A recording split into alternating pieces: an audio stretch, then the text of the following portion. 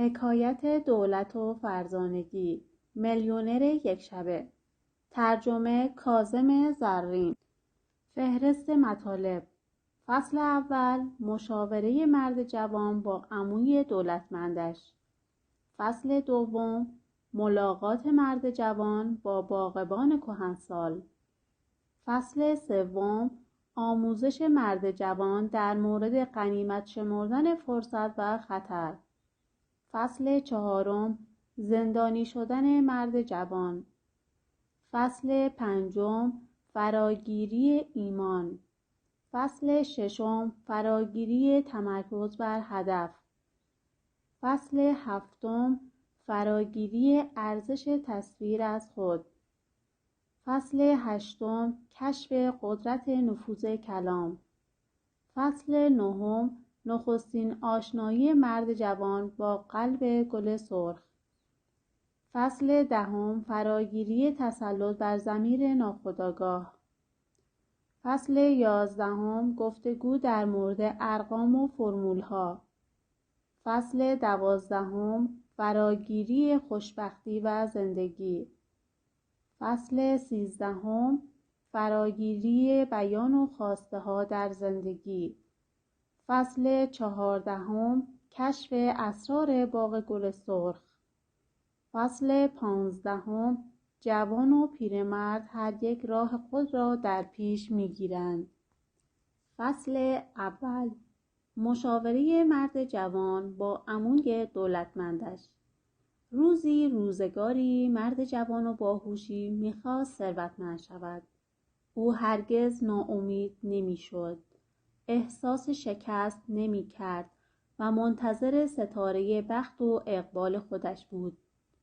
او در مقام دستیار حسابدار در یک آژانس تبلیغاتی کوچک کار می‌کرد و همچنان منتظر یاری بخت و اقبال خود بود. حقوق او پایین بود و اغلب از شغل خود ناراضی بود و دیگر دست و دلش به کار نمی رفت و دل سرد شده بود. همواره در فکر و رویای کار جدیدی بود. شاید کتاب داستانی بنویسد که دولتمند و مشهورش کند و مشکلات مالیش را یکباره و برای همیشه خاتمه دهد. اما آیا این آرزویش کمی بلند پروازانه و نامعقول نبود؟ آیا واقعاً استعداد و مهارت کافی برای نوشتن یک کتاب پرفروش را داشت؟ یا اینکه صفحات آن از افکار بی ربط و پرت و درونش پر می شدند؟ بیش از 1 سال بود که کارش به کابوس روزانه‌اش تبدیل شده بود. رئیسش بیشتر صبح‌ها را مشغول روزنامه خواندن بود و قبل از آنکه برای یک ناهار 3 ساعته ناپدید شود، یادداشت‌هایی را می‌نوشت. او اغلب تغییر عقیده می‌داد و دستورات ضد نقیض را صادر می‌کرد. اما تنها رئیسش نبود. همکارانی که دورش را گرفته بودند نیز از کارشان بیزار و از چیزهایی که انجام می‌دادند خسته شده بودند. به نظر می‌رسید که پاک هوش و حواسشان را از دست داده و جملگی قید همه چیز را زده بودند. جرأت نداشت به هیچ یک از آنها درباره رویایش بگوید که قصد دارد دست از همه چیز کشیده و نویسنده شود. او می‌دانست که آنها حرفش را یک شوخی به حساب می‌آورند. موقعی که سر کار بود خودش را از همه جهان جدا می‌دید. انگار در کشوری بیگانه بود که نمی‌تواند به زبان آنها صحبت کند. هر دوشنبه صبح از خودش می‌پرسید که چطور یک هفته دیگر در اداره دوام بیاورد. او با انبوه پرونده‌های جمع شده روی میزش و نیازهای افرادی که خواهان فروش سیگارها، اتومبیل‌ها و نوشابه‌هایشان بودند، احساس بیگانگی می‌کرد. او استعفانامه‌اش را نوشته بود و با استعفانامه‌ای که از جیبش زبانه می‌کشید چندین بار پای به اتاق رئیسش گذاشته بود، اما هرگز نتوانسته بود کار را به پایان برساند. خنده‌دار بود. اگر 3 یا 4 سال پیش بود در انجام این کار تردیدی به خود راه نمی‌داد، ولی انگار حالا اطمینانی به انجام آن نداشت. عاملی او را به عقب می‌کشید. آیا نیرویی بود یا ترسویی مطلق؟ به نظر می‌رسید جرأت و جسارت همیشگی خود را که در گذشته همواره او را در رسیدن به خواسته‌هایش کمک می‌کردند از دست داده بود. او همچنان منتظر فرصت مناسبی بود و با توسل به هر عذر و بهانه‌ای از اقدام عجولانه پرهیز می‌کرد و نگران بود که آیا موفق می‌شود یا به فرد خیال‌باف دائمی تبدیل شده است. آیا عجز او ناشی از زیر بار قرض رفتنش بود یا فقط به این علت بود که داشت پیر می‌شد؟ فرایندی که بیگمان با از دست دادن رویاهای آینده‌مان آغاز می‌شود. یک روز که در کمال ناامیدی به سر می‌برد، ناگهان به فکر دیدار یکی از عموهایش افتاد که یک میلیونر بود. شاید عمویش بتواند به او پندی و یا حتی بهتر از آن پولی بدهد. عمویش مردی خونگرم و صمیمی بود و بلافاصله پذیرفت او را ببیند، اما قبول نکرد که هیچ وامی به او بدهد، زیرا معتقد بود با این کار هیچ لطفی در حق او نمی کند. عمویش پس از شنیدن درد و دلهای او پرسید: چند سال داری؟ جوان با کمرویی جواب داد: 32 سال. آیا می دانید جان پلگیتی 23 ساله بود که اولین $1,000,000 را به دست آورده بود و وقتی من هم سن او بودم $500,000 داشتم. پس چطور تو در این سن مجبوری پول قرض کنی؟ به من سرکوفت میزنه، مثل سگ کار میکنم، گاهی بیشتر از 50 ساعت در هفته. آیا معتقدی واقعا زحمت و کار زیاد باعث دولتمندی مردم میشود؟ گمان میکنم اینطور باشد. همیشه این اعتقاد را داشتم. درآمد سالانه چقدر است؟ $250. مرد جوان جواب داد: بله، در همین حدود. آیا فکر میکنی کسی که $250 درآمد داره هفته‌ای 10 برابر تو کار میکنه؟ مسلماً نه. پس اگر این شخص بدون آنکه بیشتر از تو کار کند 10 برابر تو درآمد دارد، میبایست به کاری کاملا متفاوت از کار تو مشغول باشد. میبایست راضی در کارش باشد که تو کاملا از آن بی اطلاعی. همینطور است؟ خوش اقبالی که حداقل این را میفهمی. خیلی ها حتی همین را نمیفهمند.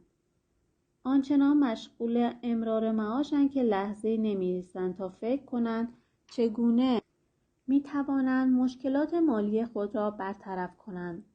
بیشتر مردم حتی ساعتی از وقت خود را برای اینکه بفهمند چگونه می‌توانند پولدار شوند و یا چرا تا به حال نتوانستند پولدار شوند صرف نمی‌کنند. جوان مجبور بود اقرار کند که با وجود جاه طلبی سوزان و رویای کسب پول هیچگاه وقتی را صرف این نکرده که حقیقتاً بنشیند و درباره وضعیت خود به درستی فکر کند.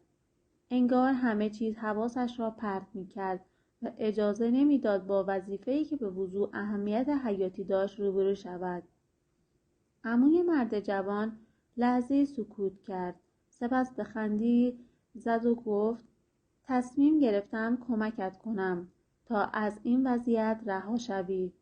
تو را پیش مردی خواهم فرستاد که به من کمک کرد تا ثروتمند شوم. به او میلیونر یک شبه میگویند. آیا چیزی درباره او شنیده ای؟ مرد جوان گفت: نه، هرگز. او این نام را به این دلیل انتخاب کرد که مدتی است پس از کشف راز واقعی دولتمند شدن یک شب ثروتمند شده است. او ادعا می‌کند که می‌تواند به همه کمک کند تا یک شبه پولدار شوند و یا دست کم طرز فکر یک فرد پولدار را داشته باشند. عمویش به طرف نقشه بزرگ روی دیوار برگشت و به شهری کوچک و تقریباً دور افتاده و متروکه اشاره کرد. آیا هیچ وقت آنجا بوده ای؟ نه. چرا یک بار سعی نمی کنی؟ برو پیدایش کن. شاید او رازش را برای تو فاش کند. او در خانه خارق‌العاده و مجلل زندگی می کند. زیباترین خانه در تمام شهر. برای پیدا کردن آن با مشکلی روبرو نخواهی شد. چرا خودتان را راز را به من نمیگویی؟ در این صورت مجبور نخواهم بود که خودم به آنجا بروم. فقط به این دلیل که من این حق رو ندارم. وقتی میلیونر یک شبه این راز را با من در میان گذاشت، اولین کارش این بود که قسم بخورم آن را به هیچ کس نگویم. با این وجود گفت میتوانم افراد دیگری را پیش او بفرستم. آیا مطمئن هستی که نمیتوانید چیزی به من بگویید؟ واقعا هیچ چیز. دقیقا همینطور است. تنها کاری که میتوانم انجام دهم این است که سفارشت را به میلیونر یک شبه بکنم. عموی مرد جوان یک برگ کاغذ ظریف و زیبای نامه‌نگاری از کشوی میز تحریر غول‌پیکر چوبی بلوطی‌اش درآورد. قلمش را برداشت و به سرعت چند خطی در آن نوشت. آنگاه نامه را تا کرد و در پاکت گذاشت و به دست برادرزاده‌اش داد.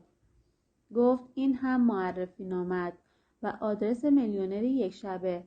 اما یک موضوع مهم، باید قول بدهی که این نامه را نخوانی. اما اگر برخلاف هشدار من آن را باز کردی، در صورتی که می‌خواهی همچنان برایت مؤثر واقع شود، میبایست وانمود کنی که آن را باز نکرده ای. اما عمل انجام شده را چگونه میتوانی انجام نشده تصور کنی؟ جوان اصلا از حرفهای عمویش سر در نیاورد، ولی پذیرفت. رفتار عمویش قدری عجیب و غریب بود، اما قصد داشت به وی کمک کند. پس تصمیم گرفت که خیلی پیگیر این موضوع نشود. به گرمی از عمویش تشکر کرد و آنجا را ترک نمود. فصل دوم. ملاقات جوان با باغبان کهنسال. جوان در حالی که به طرف شهر میلیونر یک شبه روانه شد که ذهنش شتابی بیش از اتومبیلش داشت. ملاقات این مرد تا چه حد دشوار بود؟ آیا او از میهمانی ناخوانده استقبال خواهد کرد؟ آیا شیوه اسرارآمیز پولدار شدنش را بر او فاش می‌کند؟ در نزدیکی‌های خانه میلیونر برخلاف هشدار عمویش حس کنجکاوی بر او غلبه کرده و معرفی نامه را باز کرد. بسیار متعجب شد. ضربان قلبش بالا رفت و عرق روی تمام بدنش نشست. نمیدانست که عمویش اشتباه کرده بود یا داشت او را دست میانداخت، چون نامه فقط یک برگ کاغذ سفید بود. اکنون مقابل درب خانه میلیونر قرار داشت و متوجه نگهبانی شد. چهره نگهبان خشن و سرد بود، مانند دژ سنگی که محافظت آن را به عهده داشت. نفوذناپذیر بود. ناگهان با لحنی خشک پرسید: چه خدمتی از من برمی آید؟ میخواهم میلیونر یک شبه را ببینم. نه، ولی پس آیا معرفی نامه دارید؟ جوان نامه را تا نیمه از جیبش بیرون کشید و دوباره با سرعت آن را در جیبش فرو برد. نگهبان پرسید: آیا ممکن است نامه را ببینم؟ جوان حرف عمویش را به یاد آورد که اگر نامه را باز کردی باید طوری وانمود کنی که آن را باز نکرده ای. نامه را به دست نگهبان داد که آن را بخواند. چهرهش کاملا مات و بیروح بود. در حین اینکه نامه را به جوان برمیگرداند گفت: بسیار خوب، بفرمایید داخل. نگهبان محل پارک کردن ماشینش را نشان داد و به او را به طرف درب جلوی خانه اشرافی میلیونر که به سبک تئودورها ساخته شده بود راهنمایی کرد.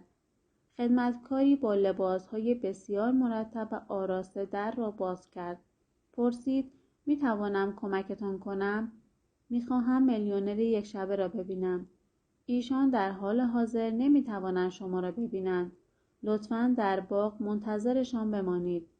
خدمتکار مرد جوان را تا درب ورود باغ که وسط آن استخر زیبایی قرار داشت همراهی کرد.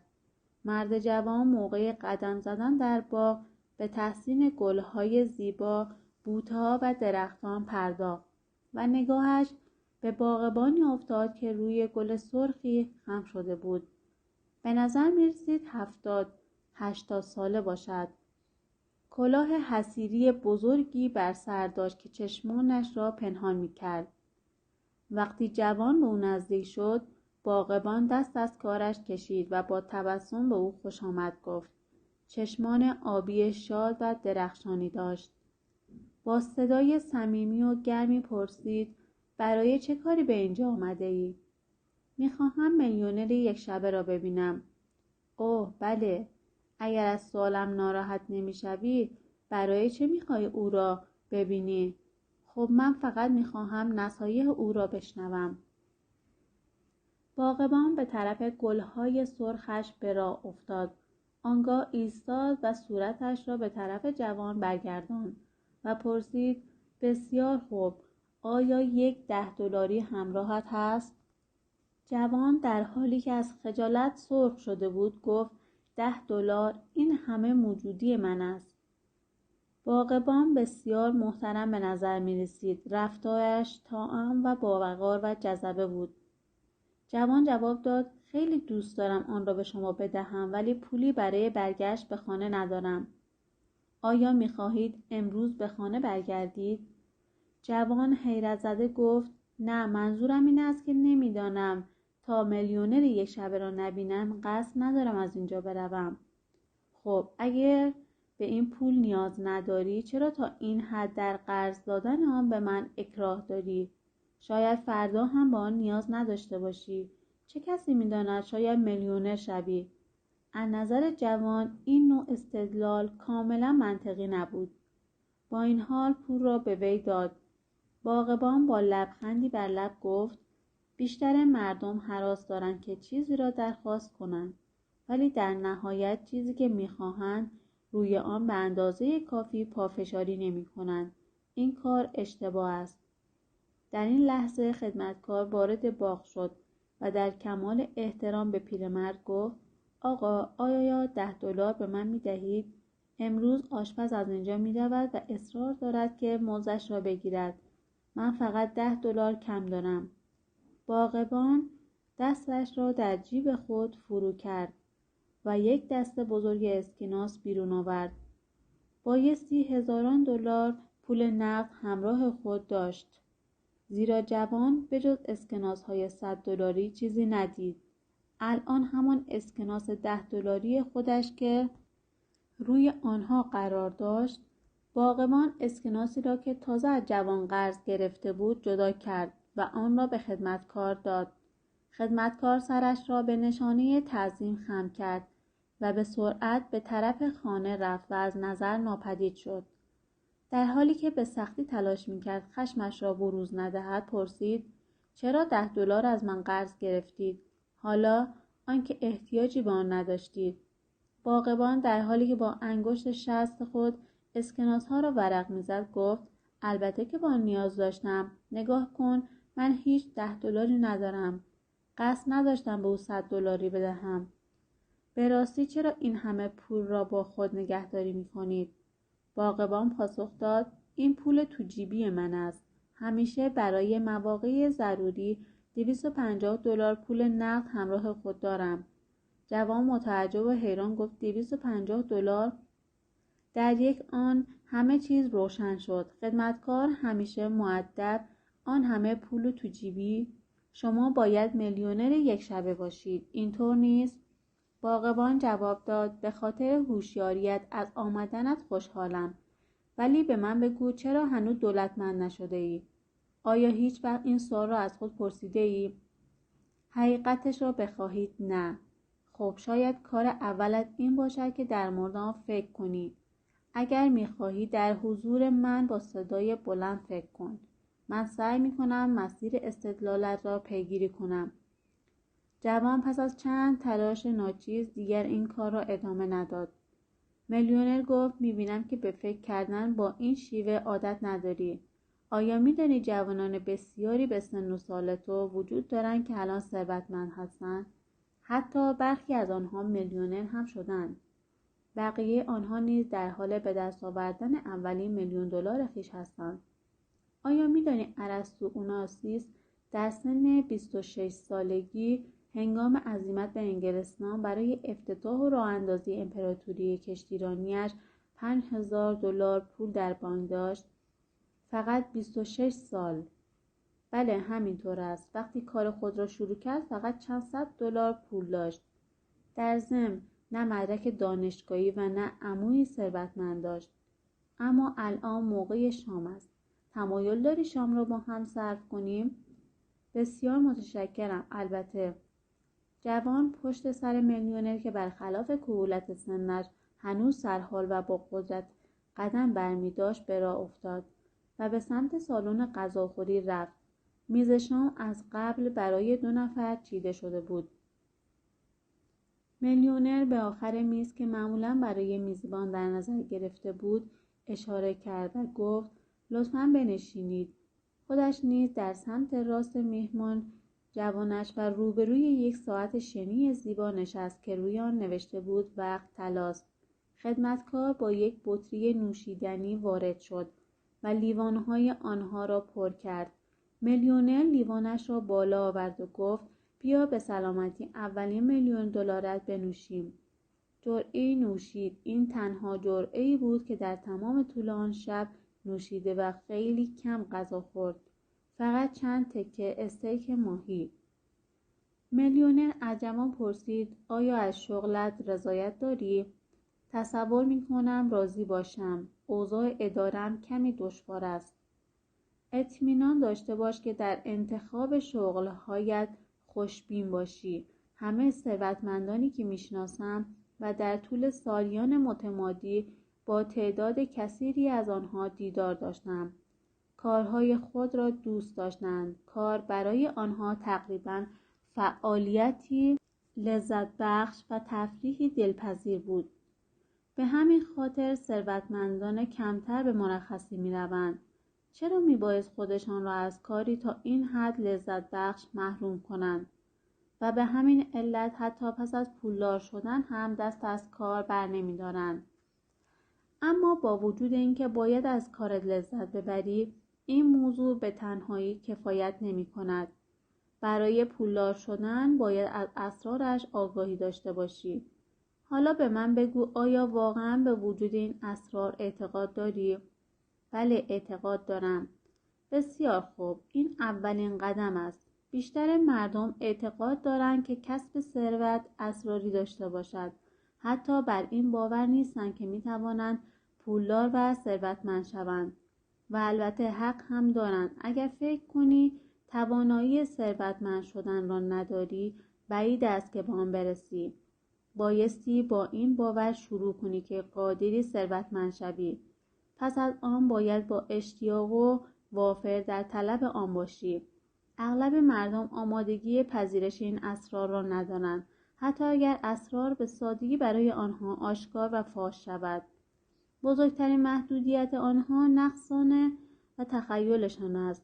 به همین دلیل اسرار ثروتمند شدن در همه جهان تا این حد محفوظ مانده است. میلیونر در ادامه صحبت‌هایش گفت این اسرار تا حدودی شبیه نامه روبوده شده در داستان ادگار آلن پو می باشد. آیا این داستان را به خاطر داری؟ داستان درباره نامه‌ای است که پلیس به دنبال آن بود و هیچ وقت نمی توانست آن را پیدا کند. زیرا به جای اینکه نامه در جایی مخفی شده باشد، در مقابل دید همگان جایی که هرگز احتمال نداشت آنجا باشد قرار داشت. فقدان و قوه تخیل و تعصبات ذاتی پلیس‌ها آنها را از پیدا کردن نامه ناکام گذاشته بود. بنابراین هیچ موقع آن را ندیدند. جوان با دقتی مضاعف به حرفهای میلیونر گوش می‌داد و در تب و تاب کشف این اسرار بود. در هر صورت یک موضوع مسلم بود. اگر میلیونر واقعا راضی نداشت، ولی در به وجود آوردن صحنه جذاب بسیار مهارت داشت. فصل 3. آموزش مرد جوان در مورد غنیمت شمردن فرصت و خطر. حالا حاضری چقدر برای به دست آوردن اسرار ثروتمند شدن بپردازی؟ این سوال میلیونر مرد جوان را متغیر کرد. حتی اگر میخواست برای دریافت اسرار پولی بپردازم چیزی ندارم. ولی اگر پول داشتی حاضر بودی چقدر بپردازی؟ یک مبلغ بگو. هر مبلغی که باشد، اولین مبلغی که به ذهنت خطور میکند. جوان دیگر توانایی سفره رفتن از جواب دادن به سوال را نداشت. میلیونر دنبال جوابی بسیار دقیق بود. پاسخ داد نمیدانم، $100. میلیونر زد زیر خنده. فقط $100؟ پس به راستی باور نداری که این اسرار وجود دارند؟ اینطور نیست؟ اگر باور داشتی حتما حاضر می شدی مبالغی بیشتر از این برایش بپردازی. خب یک فرصت دیگر به تو می دهم. مبلغی دیگر پیشنهاد کن. این یک بازی نیست. موضوع خیلی با اهمیتی است. جوان درباره موضوع فکر کرد. گفت جواب دادن برایم اهمیتی ندارد. ولی به یاد داشته باش که من کاملا بی پول هستم. نگران این موضوع نباش. جوان حیرت زده گفت وقتی پولی ندارم پس چگونه میتوانم مبلغی را بپردازم؟ میلیونر با صدای بلند گفت وای بر من، راهی طولانی در پیش داریم. از ازل تا کنون ثروتمندان از پول دیگران بهره بردند تا به ثروت خود اضافه کنند. هر فردی که واقعا مصمم بوده و برای ازدیان ثروتش به پول نیازی نداشته است. منظورم پول نقدی است که از آن خودش باشد. از این گذشته دست چک است که میبایست همراهت باشد. جوان قصد انکار داشت ولی صبح همان روز دست چکش را به طور اتفاقی در جیبش گذاشته بود. در حسابش $4.5 پول داشت. فکر کرد که دروغ بگوید ولی میلیونر چنان نگاه نافوذی داشت که انگار قادر به خواندن افکار انسان است. جوان صدای خودش را شنید که با لکنت انگار که به راز مبهم اعتراف می کند. می گفت بله آن را با خود آوردم. با آنکه یک لحظه فکر سریع را از سرش گذراند ولی بی اختیار همانند یک آدم ماشینی دست چک را از جیبش بیرون آورد. احساس کرد که گویی توسط این مرد هیپنوتیزم شده است. با همه این اوصاف او از میلیونر نمی ترسید. زیرا میلیونر قصد داشت به او کمک کند. حتی تا حدودی خوشحال هم بود. میلیونر جواب داد خیلی خوب. آیا حالا متوجه شدی که مشکلی وجود ندارد؟ در پوش قلم ظریفی را برداشت و خود آن را به دست جوان داد. گفت مبلغ مورد نظرت را روی چک بنویس و آن را امضا کن. اما نمیدانم چه مبلغی را بنویسم. بسیار خوب، بنویس $250. میلیونر این مبلغ را در کمال صراحت و بدون هیچ نخوتی به زبان آورد. جوان فریاد زد چه گفتید؟ $250؟ حتما شوخی میکنید. میلیونر آنچنان با خونسردی جواب داد خب اگر دوست داری بنویسیم $500. که جوان دیگر قادر نبود که تشخیص دهد او جدی حرف میزند یا اینکه دارد شوخی میکند. $250 هم خیلی زیاد است. در هر صورت شما نمیتوانید این چک را نقد کنید چون که به علت نداشتن موجودی برگشت خواهد خورد و تنها چیزی که عاید من میشود عصبانیت رئیس بانک است که از خودش میپرسد آیا عقلم را از دست دادم و البته حق هم دارد. من دقیقاً به همین شیوه بزرگترین معامله‌ام را انجام دادم. چکی به مبلغ $250 کشیدم و پس از آن با زحمت و تلاش و فراوان مبلغ آن را تهیه کردم. ولی اگر درست همان وقت و در همان مکان آن چک را ننوشته بودم، یک فرصت طلایی را از کف می دادم. میلیونر گفت این عمل یکی از مهمترین درس‌های کار و تجارتم بود. افرادی که منتظرند تا اوضاع عالی و شرایط ایدئال آن فراهم شود، هرگز کاری را به انجام نمی‌رسانند. الان زمانی مناسب برای کار است. درس دیگری که این تمرین کوچک می‌تواند به تو آموزش دهد این است اگر می‌خواهی در زندگی پیروز شوی، باید آگاه شوی که در این مورد حق انتخاب و گزینش نداری. باید خودت را فشار و تنگنا قرار دهی. افرادی که با وجود عدم دسترسی آنها به همه امکانات در خطر کردن تردید و یا از آن دوری می‌کنند، هرگز به جایی نمی‌رسند. دلیلش واضح است. موقعی که همه درها را به روی خود می‌بندی و خودت را مضیقه قرار می‌دهی، همه قوای درونیت را به حرکت وادار می‌کنی و با تمام وجودت می‌خواهی که چیزی اتفاق بیفتد. پس جوان، چرا الان تردید داری؟ خودت را تنگنا قرار بده و آن چک $250 را بنویس. جوان به کندی ارقام و حروف را روی چک نوشت، اما وقتی می‌خواست امضا کند قادر به انجام آن نبود.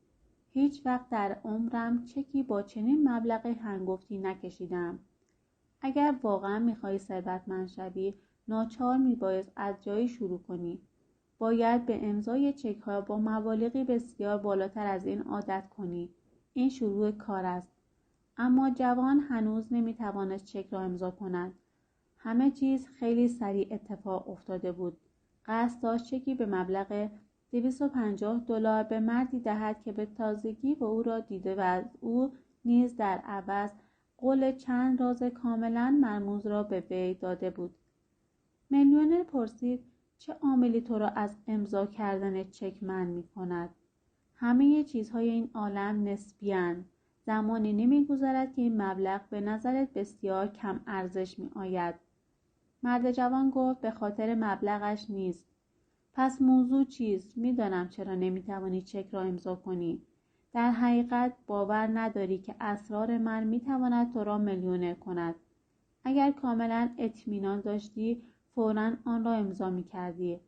آیا اگر مطمئن بودی که این اسرار به تو کمک می‌کند تا در عرض کمتر از 1 سال بدون اینکه بیشتر از وضعیت کنونی کار کنی و یا حتی کمتر فعالیت داشته باشی $100,000 به دست آوری، آیا چک را امضا می‌کردی؟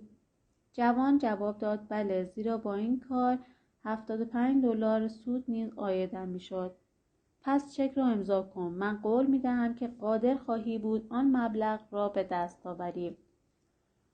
آیا حاضرید آنچه را که ادعا می‌کنید به صورت کتبی بنویسید؟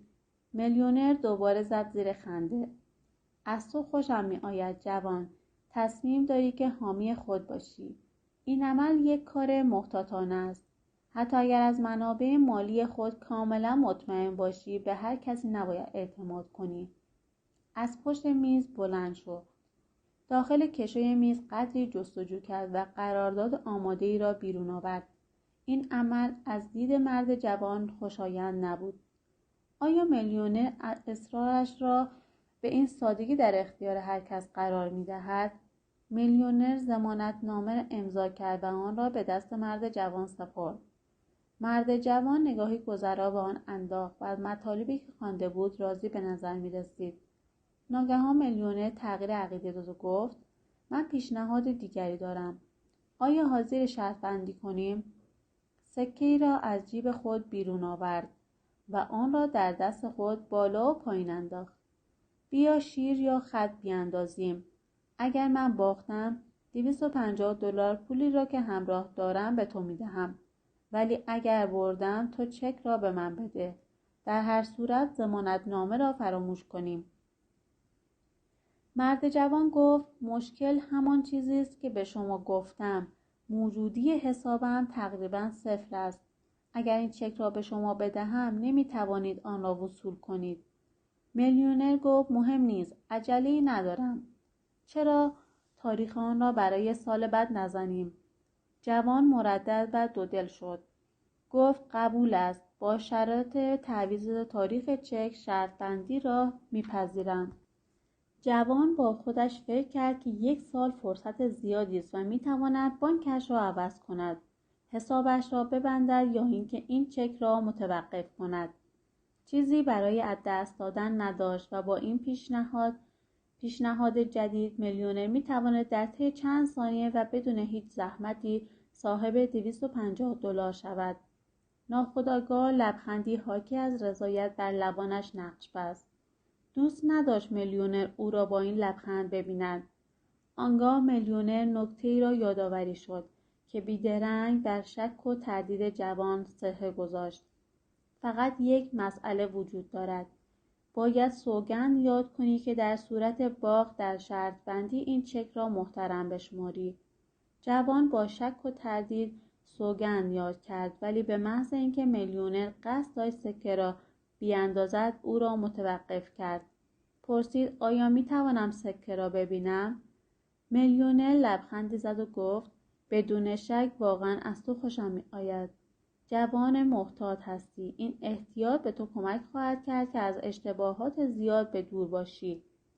فقط مراقب باش تا احتیاط بیش از حد تو را از دستیابی به فرصت‌های خوب محروم نکند. میلیونر سکه را به او داد. پس از این جوان هر دو روی سکه را وارسی کرد و آن را برگرداند. میلیونر از او پرسید شیر یا خط؟ خط. میلیونر سکه را به هوا انداخت. قلب جوان به صورت بی‌سابقه‌ای شروع به تپیدن کرد. اولین بار بود که فرصت بردن $250 را یک دفعه یافته بود. همانطور که به چرخش سکه در هوا خیره شده بود، اضطرابش بالا رفت. سکه روی زمین افتاد. میلیونر با شادی فریاد زد شیر آمد. ولی بلافاصله از روی دلسوزی و ترحم گفت متاسفم. جوان قادر نبود که تشخیص دهد که گفته‌های میلیونر از روی صمیمیت است یا از روی ادب. وقتی جوان چک را امضا می‌کرد، تسلط کافی بر کنترل لرزش خود را نداشت. شاید روزی به امضای چک‌های بالاتر از این مبلغ عادت می‌کرد، ولی در این لحظه این کار او را در احساس غریبی فرو برده بود. جوان چک را به میلیونر داد و وی آن را مختصری وارسی کرد و آن را تا نمود و در جیبش قرار داد. جوان گفت حالا می توانید اسرار را به من بگویید؟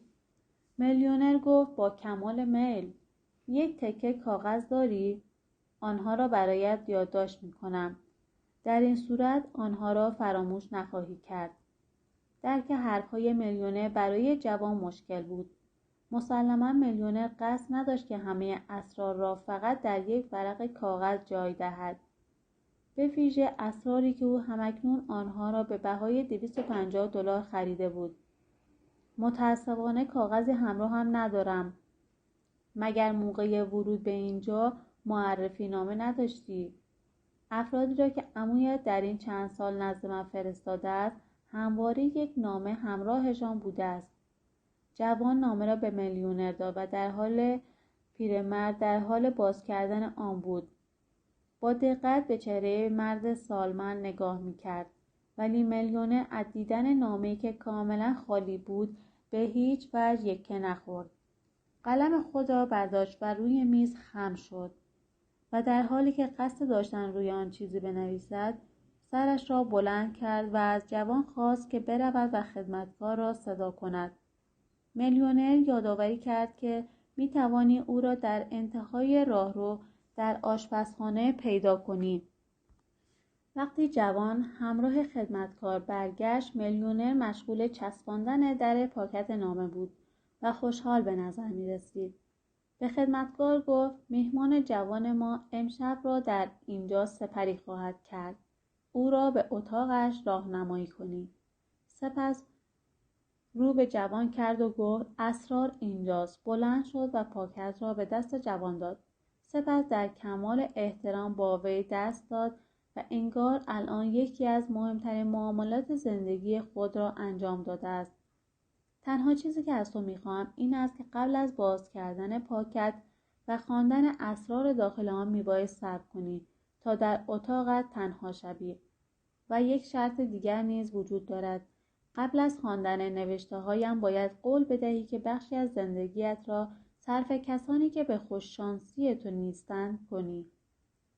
اگر قبول کنی تو آخرین نفری هستی که این اسرار را به طور مستقیم در اختیارش قرار می‌دهم. کار من دیگر در این جا به آخر خواهد رسید و خودم را مهیا می‌کنم تا در باغی بزرگتر به مراقبت از گل‌های سرخم مشغول شوم. او در ادامه گفت اگر احساس می‌کنی آمادگی تسلیم این اسرار را نداری، هنوز فرصت برگشت باقی است. در آن صورت دیگر نمی‌توانی نامه را باز کنی. چکت را پس می‌دهم و تو مقداری که به خانه برگردی و به همان شیوه زندگی سابقت ادامه دهی. ولی حالا دیگر اسرار در پاکت قرار داشت و دلش می‌خواست اسرار را بداند و لحظه به لحظه به کنجکاوی او افزوده می‌شد. مرد جوان جواب داد حتماً. قول می دهم.